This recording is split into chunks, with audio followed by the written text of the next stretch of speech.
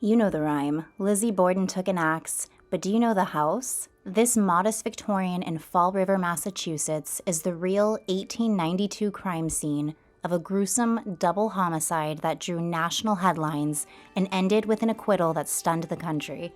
An infamous case that remains unsolved today. I'm going to be sharing the story of Lizzie and her family, the crime that took place here, review the evidence of the case, tour each room of the house to really get a feel for what happened that day, and then we'll reach a conclusion if Lizzie is truly guilty of this horrible crime. Hi, I'm Allie, and welcome back to Fat Little Dish. Here we explore historic homes across the country, uncovering the beauty and intention behind their original designs.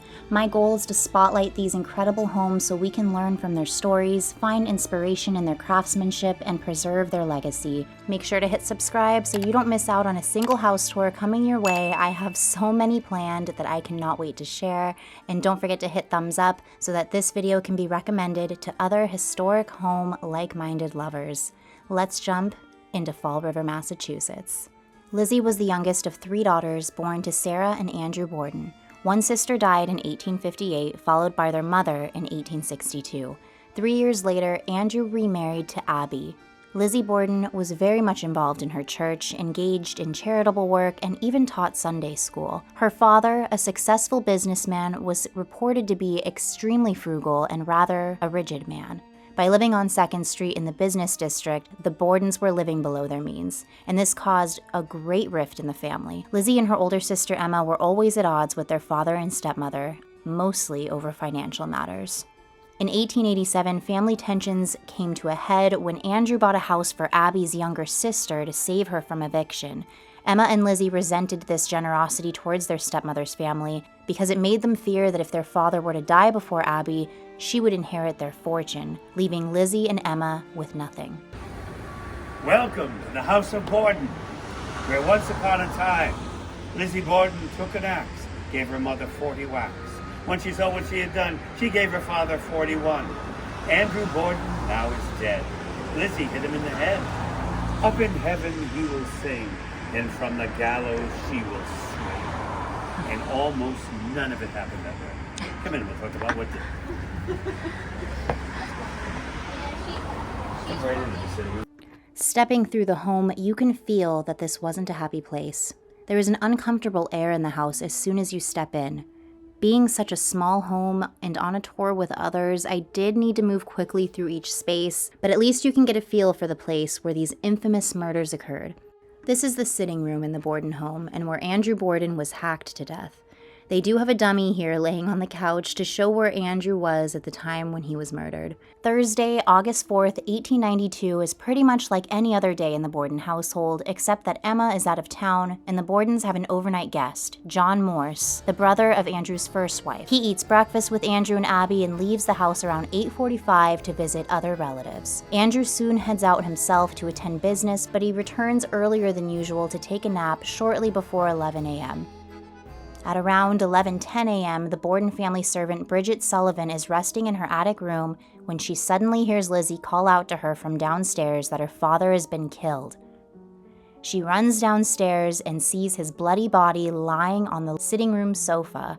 His crime scene photo shows him with shoes on. These were put back on before the photo was taken because they knew a man of his stature would never want to be photographed without his shoes on. Even in a murder scene, Victorian decorum mattered. And like the rest of the house, this room is plain and utilitarian. No frills, no showpiece furniture, just a warm, hardworking family space that makes the violence feel even more jarring. The police investigate the possibility that the crime was an inside job. Nothing looks stolen, and there weren't any signs of forced entry. John Morse, who stayed with the family the night before, is questioned, but his alibi is airtight, as his relatives confirm that he was visiting with them that morning. Emma was out of town on the day of the murders and is also cleared. Bridget Sullivan is briefly considered, but there's no apparent motive why she would kill her employers and throw herself out of work. That leaves Lizzie, who was in and out and around the house all morning. She stood to gain financially from both of her parents' deaths, but what raises the most suspicion is the general impression amongst the people who know the Bordens. They knew that Lizzie and her stepmother were far from close.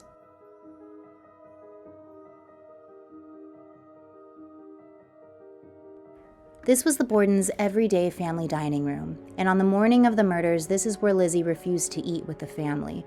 In a house this small, that's definitely a statement.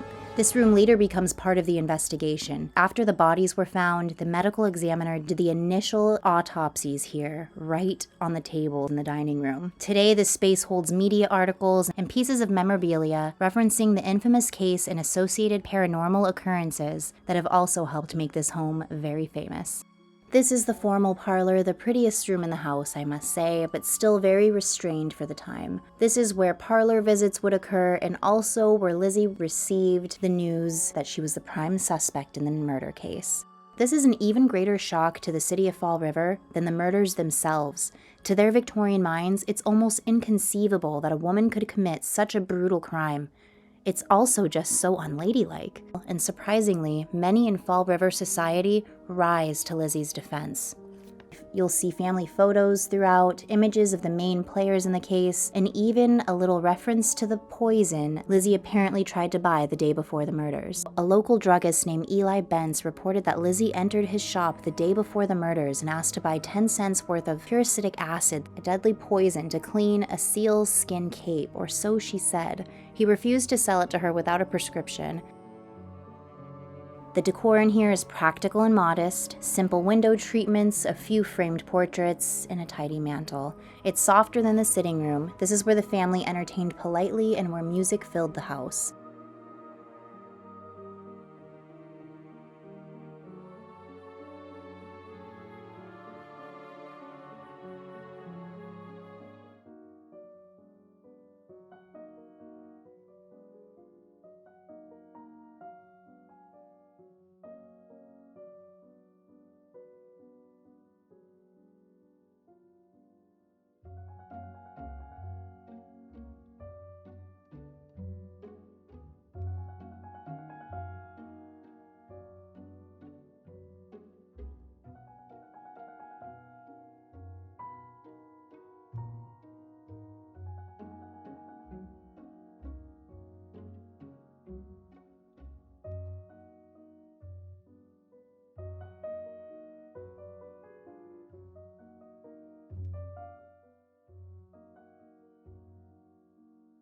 On June 5, 1893, Lizzie's trial begins at Bristol County Courthouse in New Bedford, Massachusetts. The jury, made up of all men, seemed partial to the defense. They just simply couldn't imagine their daughters ever committing something like this. This was a really violent act, and Lizzie was seen as one of them.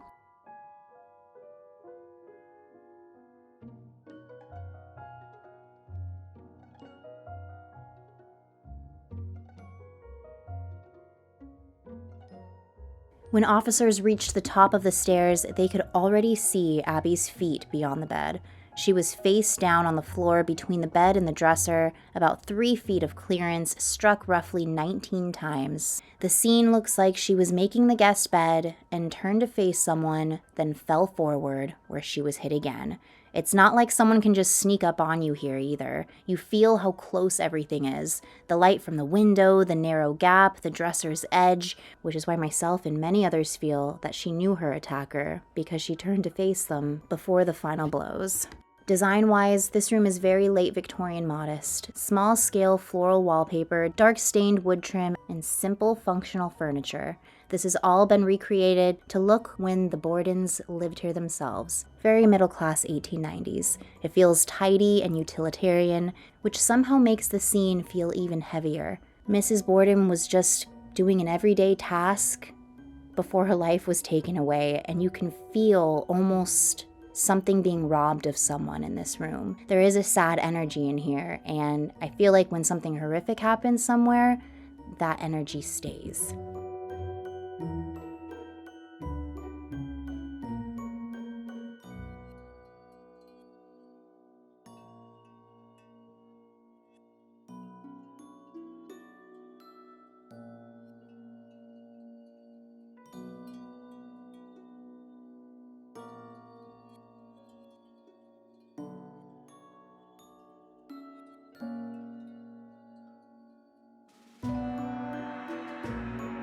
This house was originally built in 1845 as a two-family Greek Revival house, and Andrew Borden converted it to a single-family home in the 1870s. That's why the floor plan feels tight.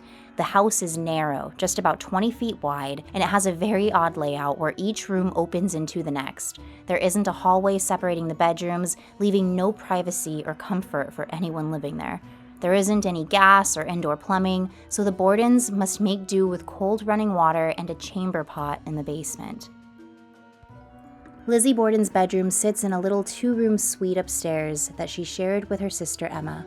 Emma's room opens directly off to Lizzie's, no real hallway here, which already tells you how tight and interconnected this house feels.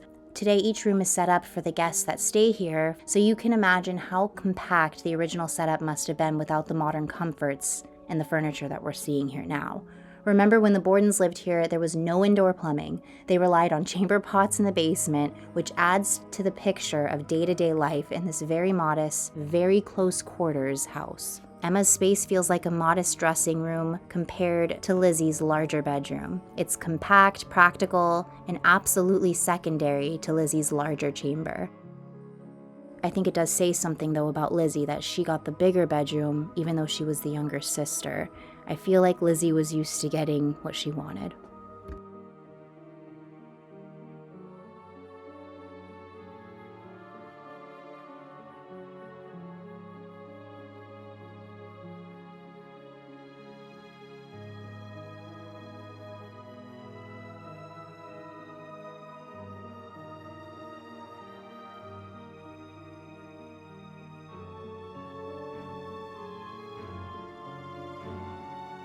The Andrew and Abby suite literally adjoins the Lizzie and Emma suite, and you can see where those doors meet.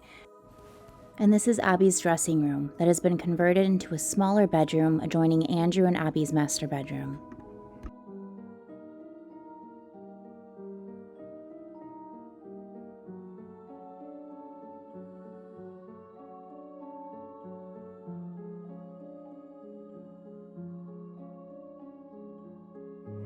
This is Andrew and Abby Borden's bedroom, a simple Victorian primary bedroom that now serves as a guest room for the Lizzie Borden House. Most furnishings are period appropriate rather than original, staged to look like the room would have in 1892. Again, it's just emphasized throughout each room you walk into how little privacy there was in this house. You'll also notice in here small touches left by visitors. Guests often place coins here for luck or remembrance, a tradition that's become part of the modern house museum experience.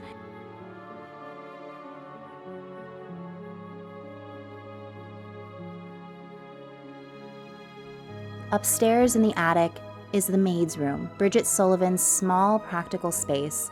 On the morning of August 4th, 1892, after washing windows in the heat, Bridget came up here to lie down. A few minutes later, she heard Lizzie call up from below, "Maggie, come down quick, father is killed." That line is pulled straight from testimony reported at the time. Today, this attic bedroom is one of the rooms you can actually be a guest in, but historically, it would have been the simplest space in the house. Work dress, a small bed, a washstand, and not much more. Standing here gives you a real sense of how a Victorian household worked behind the scenes, and how fast the quiet of an ordinary workday snapped into chaos.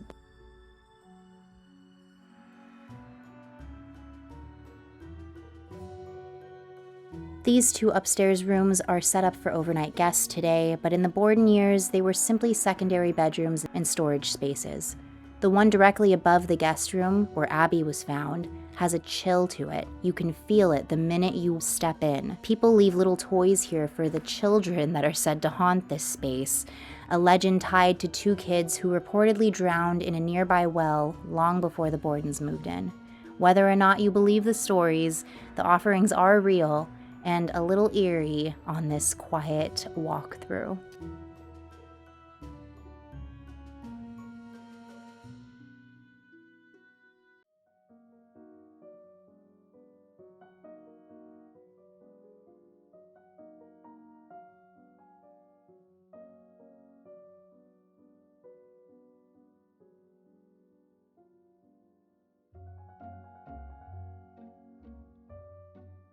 Out in the small hallway, you'll pass a tight gallery of trial clippings, historic photos, and case memorabilia. Basically, a quick-hit timeline from crime to acquittal that sets up the rest of the tour. It's compact, just like the house, and it keeps you in the story as you move room to room.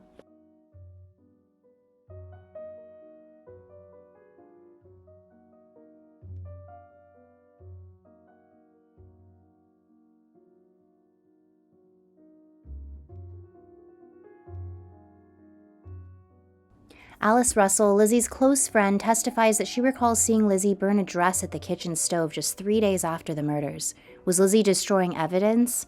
Ultimately, this incident is refuted when the defense calls Lizzie's seamstress and her sister Emma, who both testify that the dress was indeed stained with paint, and Emma even admits to telling Lizzie to burn it herself. But the greatest weakness in the prosecution case and the greatest weapon in the defense arsenal is simply the fact that Lizzie Borden is a woman. So she fit the part, covering her face with a fan at all times and even fainting in the middle of court when the skulls of her father and stepmother were revealed during the trial. Lizzie's displays of femininity are an important tool for the defense. The prosecution's case relies solely on circumstantial evidence, there are no eyewitnesses, and perhaps most importantly, no blood on Lizzie. Expert witnesses confirmed that the hatchet fits the wounds in the victim's skulls, but they can't say whether the tool was actually the one used to kill the Bordens. The jurors made up their decision in just 15 minutes, but they did stay out of the courtroom for an hour, so they didn't look like they rushed to a decision. When they return, they deliver the verdict of not guilty. The courtroom erupts in cheers and Lizzie breaks down in tears. Then she heads back to Fall River as a free woman, but she isn't shown any mercy by the town of Fall River. The sentence they inflict on her was the harshest. She was ostracized completely for the rest of her life. However, Lizzie seems determined to achieve her dream of living amongst Fall River's elite on the hill. With their father's money, she and Emma are now wealthy. They move from the house on 2nd Street only a few months after the trial into a luxurious new home on the hill. She names her new home Maplecroft and has that name carved on granite, which was an ostentatious display by local standards. Just looking at the way this place looks compared to the house on 2nd Street, it definitely appears as if Lizzie ended up getting everything she wanted at the end here. Emma Borden and her sister had a falling out sometime around 1904. Emma wanted a quiet life and later settles in New Hampshire. The sisters never meet again, and strangely enough, they die within 9 days of each other in 1927. If you tour the house now, the basement is set up for talks and filming and ghost hunts, and you'll see replicas of Andrew and Abby's skulls. And that's the entire Borden house. It's not elaborate like the Grand Victorian homes or Gilded Age mansions like we typically see on this channel, but it's a really interesting snapshot of a middle-class Victorian home. Tight rooms, practical finishes, and a floor plan that tells you exactly how this family lived, even if it became the scene of a double homicide. My verdict? I think Lizzie did it. She had the most to gain, and I believe she was acquitted basically because she was a woman during the Victorian era in the 1890s. And the investigation was a complete mess by modern standards. This just really was a poorly investigated case, and there wasn't enough evidence to convict her. But what do you all think? Do you think Lizzie got away with murder? Either way, walking through this house on 2nd Street in Fall River makes this case feel uncomfortably real. If you enjoyed this Victorian house tour and spooky Victorian true crime walkthrough, please make sure to give the video a big thumbs up so more people can find it, and also subscribe for more historic house tours, Gilded Age interiors, and historic designs. Until the next one, my friends, keep celebrating the beauty of vintage home. Au revoir.